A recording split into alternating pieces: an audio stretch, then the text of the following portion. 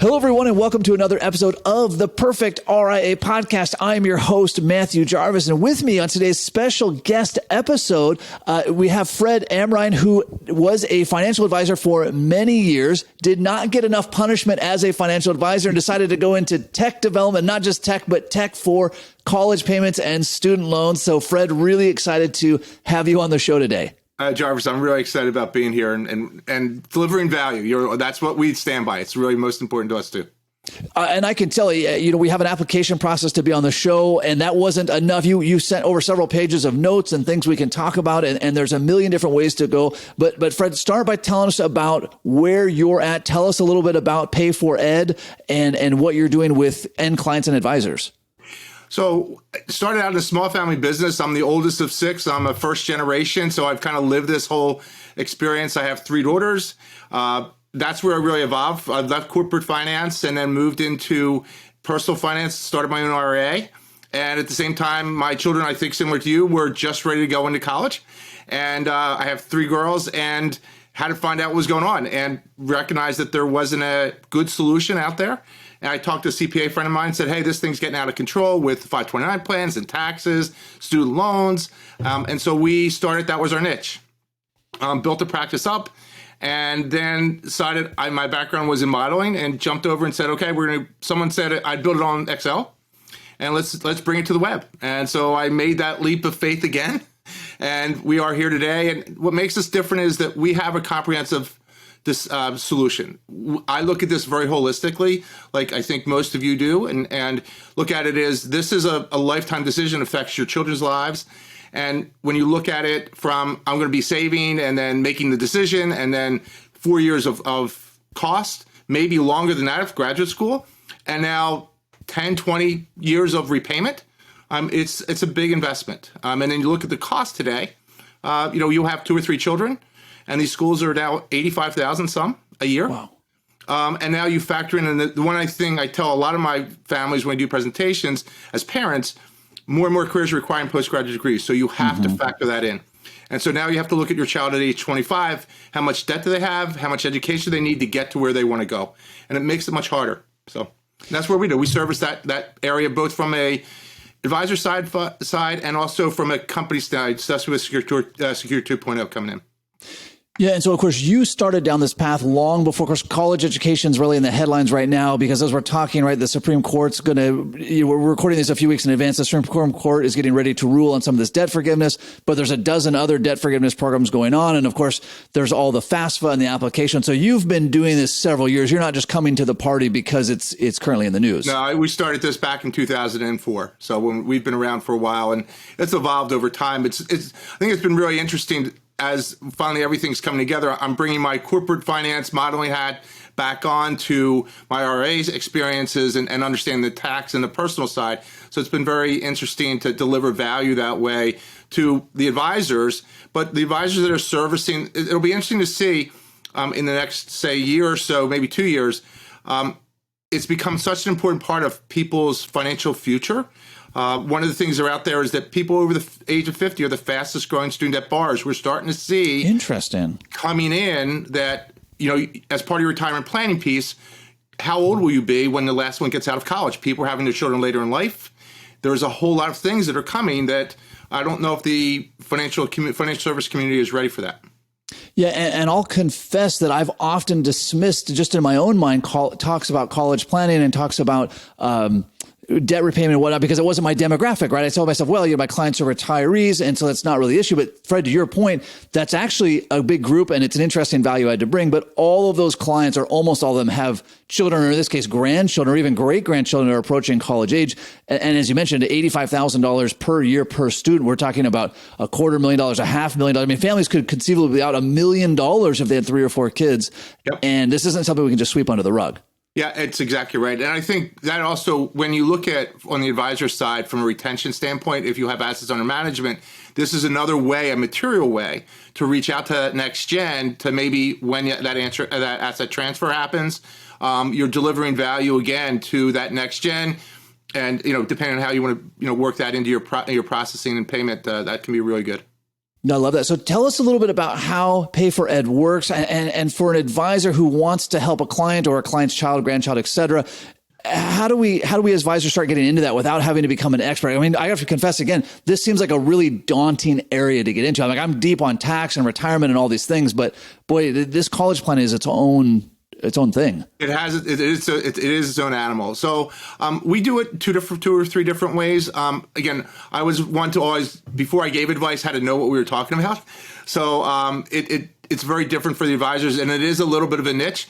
So we've kind of broadened our services. We have software, and what makes our software package different is we can cover that middle school parent that's trying to figure out, it complements whatever goal-based system you're using.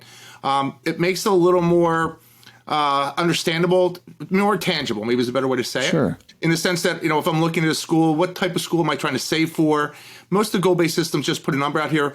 We're going to be able to look at your financial aid positioning, which maybe they're going to want to know. How much money, what's their cash flow going to look like? And then what's that goal set look like?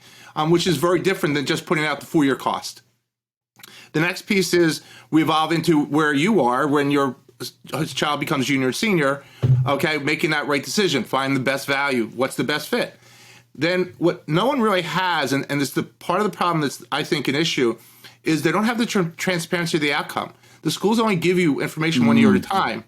So how do we project what the value is going to be after 4 years? When you look at the national graduation rate, it's less than 45% after 4 years. Wow. So it's pretty low. And now we look at it, we were talking at the beginning, you have to factor in grad school. Many more careers are requiring postgraduate studies. My oldest is a speech pathologist. She didn't initially decide that until after her freshman year. But once she made that decision, we figured out that that career requires a bachelor's degree. Okay, I have 2 more behind you. How are we going to pay for your master's? Yeah. Now, she was lucky enough, she got a full ride, but these are things you have to factor in. And then once you are out, how do we pay it back? Do we qualify for loan forgiveness? Could that be part of your plan? If you're going to be a speech pathologist, you may be able to work at a hospital or something and qualify for loan forgiveness. So that's the process from a deliverable, maybe. And we have the training course where I actually have the most amount of CFP courses approved for college funding and student loan repayment. Interesting. And then having the training. So if you want to do that. And then we've added in more of a transition piece. Many of our advisors are either really good at college funding or really good at student loan repayment. And so they want to know the other side. So we have outsourcing. So if someone either doesn't, maybe they only have 1 or 2 cases a year. And we're trying to figure out how we want to do that. We do it both ways right now. And I would love your input here, is looking at it. We want you, as you emphasize the value portion, we want to do the back office, get you prepared for the client meeting, and you deliver it, because there's other things typically they're going to go into that college decision that we're not attuned to. We would prefer that. That's the way we would do it. But if you just want to drop it off and send it to us, then we'll do that, and then we just handle it from that standpoint. So we're trying to figure that out a little bit right now.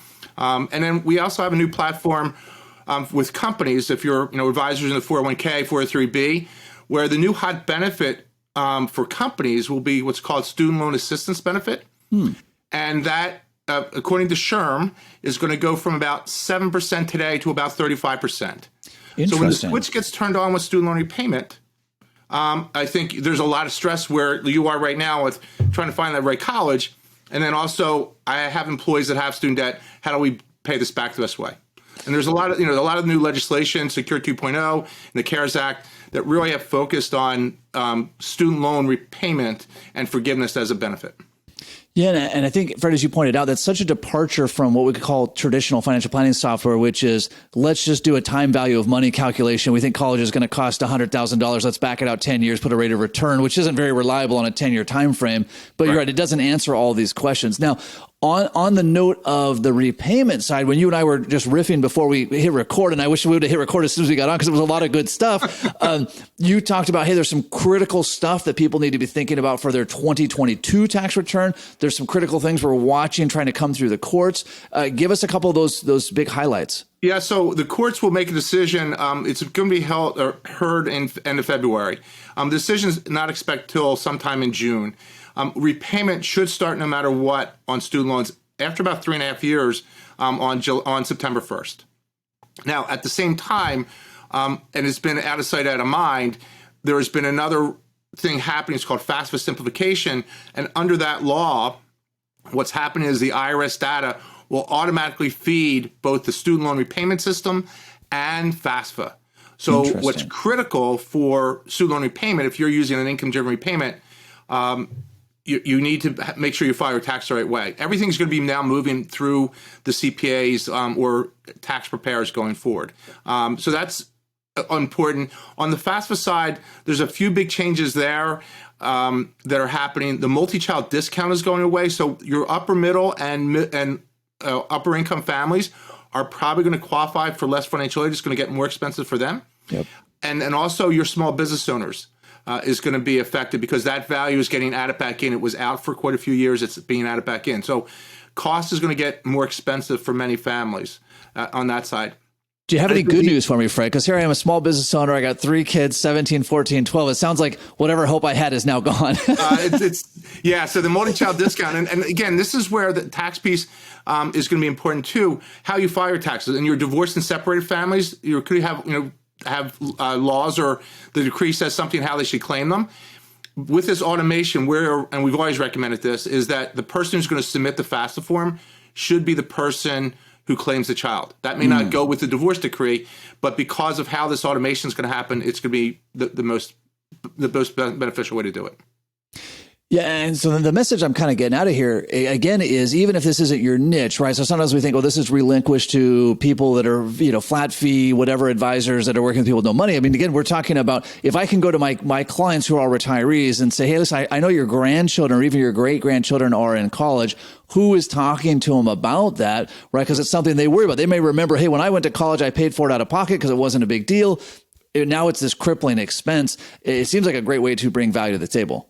Exactly. Just the warning side. And I think for legacy, it's the only multi-generational financial decision that crosses over and you can help. So you're a grandparent and I am now a grandparent. I have 6 grandchildren. Oh, congratulations, Fred. That's great. So it's marvelous. And, that's something now on my radar screen of okay, what do I want to do because it's got so expensive? And now you have all this new legislation with the CARES Act and some other laws in front that make the 529s a lot more attractive.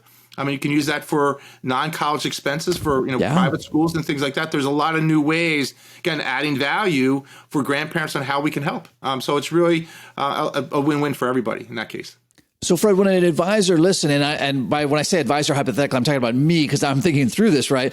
So reach out to PayForED, right? How do you work with advisors in this process? So they can just set us, usually it's a phone call. They call us in and or send us an email to ask for a phone call or meeting. And then we just describe what we're going to do. They'll give us a case study. Typically, then we have an input sheet depending on which way they want to go. Again, many cases, especially on the student loan repayment side, example, we're doing a case right now, and we're going to save that client about $350,000 on student loan repayment. $350,000. Holy smokes. Yeah. So, and this program that just expired, there's a new program just out that expires on May 1st. It was called the Limited Waiver Program, Public Service Limited Waiver Program. Our average savings there was $121,000 per case we did. So, I mean, we're talking, almost numbers like the podcast before this was, or I heard it was massive value. It's kind of almost like that's unbelievable, but it's what we do. And it's understanding the rules. And what people don't recognize is your debt structure drives your repayment and forgiveness option. So that process I explained to you a few minutes ago, that timeline, if you don't have that knowledge and just focus on the one side, you can't pull the tricks off in the back end. So let's walk through this process a little bit, right? I'm sitting down with a client and I say, hey, listen, boy, there's all these changes in the student loan thing, and we've seen the headlines that it's at the Supreme Court. Hey, Mr. and Mrs. Client, are any of your children or grandchildren still either have student loan debt or taking out student loan debt or heading into college? And then if the answer is yes, then Fred, I would reach out to you guys and then kind of get that information together. And we would figure out how to collaborate on that. What the case was, what you would give us a quick overview, and then it's a little bit different for the college funding side versus the student loan repayment side. Sure. So again, each one, what they're trying to do is pretty simple, but we have to have their taxes. It doesn't take a lot of time. And then in that process, what we typically do, if the advisor is going to deliver it, is we get them in the system, we do the analysis, then do a one-page report, and then meet with them for about a half hour so they can deliver it. So the way we look at this model, again, this is that value add that you have other things that you're trying to deliver. Now I've just delivered that $120,000 as loan forgiveness to you, but it's not Fred Amrein or PayForED that gets the credit. It's you that gets the credit. And we're still trying to figure that out because, again, it is somewhat complex, and you get, hut up there. You don't want to get the advisor in a place that maybe he doesn't want to be, he or she wants to be in. Fred, can you explain to us, even just in generalities, how that works from a pricing model? I mean, as you're working with that with advisors, can you give us just some even round numbers on how that works? Yeah. So on the college funding side, typically you can, based on geographics, it's somewhere around $750 up to about $2,000. Okay. Again, the value that you could charge on a one-off project basis. On the student loan repayment side, nationally, it's probably running between, I'll say, $400 to $1,000 as a fee. Yes, so very reasonable. We're not talking about a $10,000 fee, even though, like you said, you're potentially looking at six-figure savings. Yeah, and that's, again, listening to your value adds and is okay. That case we just saved, $120,000, and I only paid $400 for that. That was a pretty good deal. Yeah, that's an incredible deal. And again, using the dishwasher rule, thinking of things that we use, to mention that even just in passing, right, as we're going into surge, right, because it's coming out in April, a lot of advisors are in surge. This is a quick line I could just mention to all my clients. Hey, listen, I know Mr. and Mrs. Client, you're probably not thinking about this, but children, grandchildren, great-grandchildren, people you mentor, if anyone has a question about that, have them reach out to me and I'll get them pointed in the right direction, right? So I don't necessarily want to start attracting a new demographic of that, but it's delivering value to my existing clients. Like you said, it's multi-generational. It's multi-generational, and sometimes it comes out of the blue. Like your client child marries debt. It's like, okay, sure. They want to buy the house. I mean, we've had those cases where well, what do we do here? And they're like, well, we paid for our children's education. And the other thing that we're seeing a lot with the advisors is the grad school. And our tool, the one tool handles grad school. I've paid for undergraduate. They're going to grad school. I don't want to be part of my plan, but what can you do for me? Yeah. My child needs their master's. How do we do this? And again, the knowledge base, we have the CPE, CE courses that do it. They're FINRA-listed designations. But how do we do that? This is where, again, you're retaining that client relationship. You're reaching out to that next gen and you're making the right decisions. This also strikes me, Fred. We talk a lot about delivering massive value to clients. This is a great way to deliver massive value to members of your firm, right? So I think of people in my firm that have recently graduated or that are still working on education, right, to offer this as a benefit, right? So if I have to pay $400 or $800,000 or whatever it is, and that's going to deliver incredible goodwill to them. Not to mention, right, if they've got this burden of this student loan, that's going to impact their other decisions in life. And so I'm making notes to myself, right? I'm going to have my team members that this could potentially impact, have them go through for themselves. I'm going to go through it for my daughter because, like I said, these are incredible dollar amounts we're talking about, just to even be aware of. Well, that's that student loan assistance benefit. And that's what really makes us different. Most of the student loan assistance benefits are really focused on the employee that has student debt. What makes our solutions different is I'm walking into a company where we're going to help the 50-year-old that has has a child going to school. We have to look at the person that has debt, but with the trend towards income-driven repayment, which is about 56%, wow. People are moving towards that trend. You can't look at the person. You have to look at the household. Married and joint, married and separate. Who claims the children? Do they qualify for loan forgiveness? So you may have a company where they have a student loan assistance benefit, but that employee doesn't have debt, but they married a school teacher, as an example. Sure. And that school teacher has student debt. Well, now where do we put the retirement funds? How do we lower that AGI? And now all of a sudden, the example we show in our thing, and this is where the tax preparers come into play. If they file married and joint, which would be the tax efficient way, their taxes would be $800. If we now put everything on the borrower side and move the children over to them, their payment goes to $20 a month. Wow! So it's massive money, and it changes. And that's an interesting example too, because almost never would a tax preparer say filed married separately. Right? They would almost universally say that's a terrible idea. But you just illustrated an $800 a month, $800. Well, there's a tax money that's there. They have to file married and separate, so the net's about $500 to $600 a month. Yeah, so, which at that that income level, that's $6,000 a year. There's your Roth. You'd make max fund the Roth every year with that money. Well, and then in that case too, there's a back end forgiveness. When we do the case, I think it's worth about $95,000 of loan forgiveness on top of that. So you're going to have negative amortization in there. There's a whole set of things you have to be aware of. But our system shows you all that up front, so you can see it pretty easily.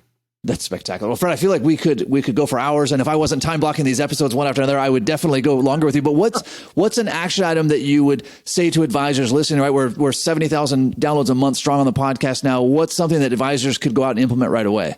I think what's really they have to be ready for is the upcoming restart. So they have to get some knowledge on us, because we just went through what that program, the limit waiver program, and the loan servicers are not ready for this to get turned on.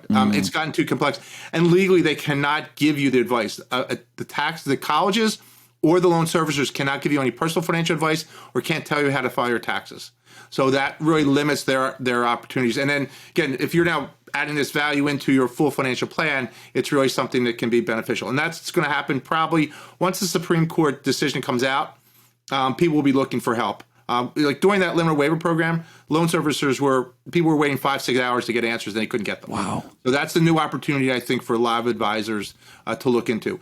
I think the other side too, which we were talking about, is the retirement side. If you're, focusing on the retirement space, that will be a new niche because right now Parent Plus loans are unlimited.